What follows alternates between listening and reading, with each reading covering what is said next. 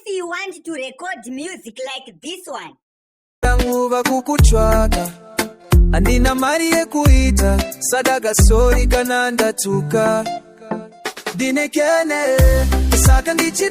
without going to studio, without thinking, you do this. Chekutanga unoende paplay store pako, wobva waende pasearching button wonyora kuti Suno, yeah, like this one, then search. Wobva wadownload application rakanzi Suno iri, then ndakadownloada kare ndakutoopena.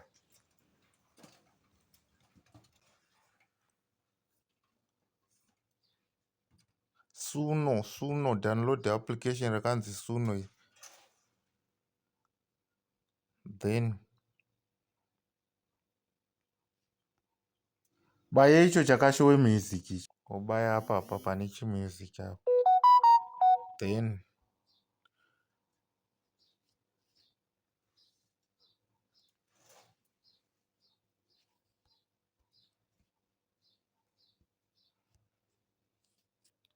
wakutopaste song yako kana usingagoni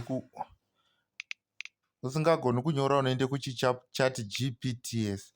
Apa ndatonyorerwa nechichat GPT changu. Then you see, this is my song. This is my song. Then rudoimbirwa nemurume ere kana mukadzi.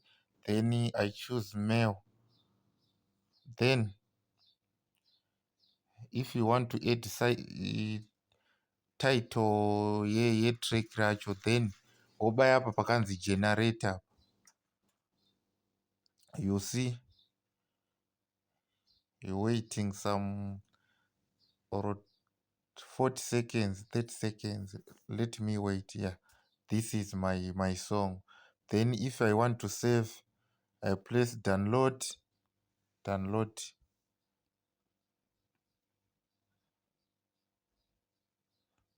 Then save. I am done now. This is my song. Listen to the song.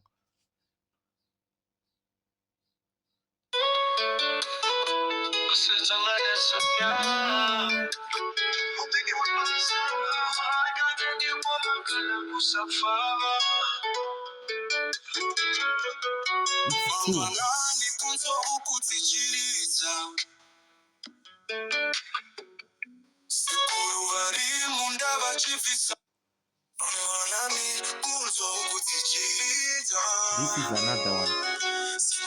It's two songs. Anobudari mairi masonga.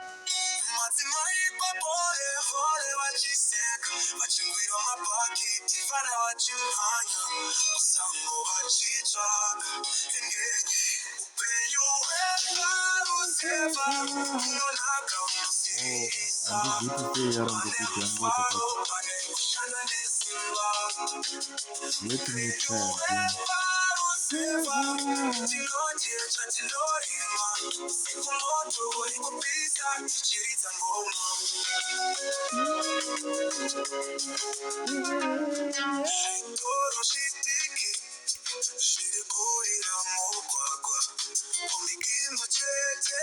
Yeah, done.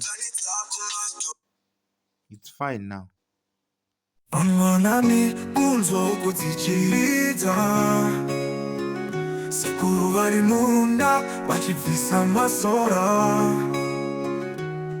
Madzimai papore vachiseka vachigwira mabhaketi vana vachimhanya musango vachitsvaka hengenye upenyu hweparuseva unonaka unosiririsa pane mufaro pane kushanda nesimba upenyu hweparuseva tinodya chatindorima usiku moto uri kupisa tichiridza ngoma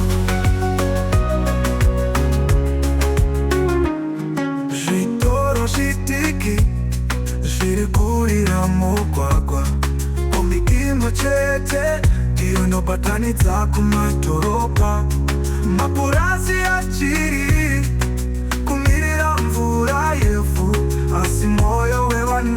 wakazana nerutone ushamwari upenyu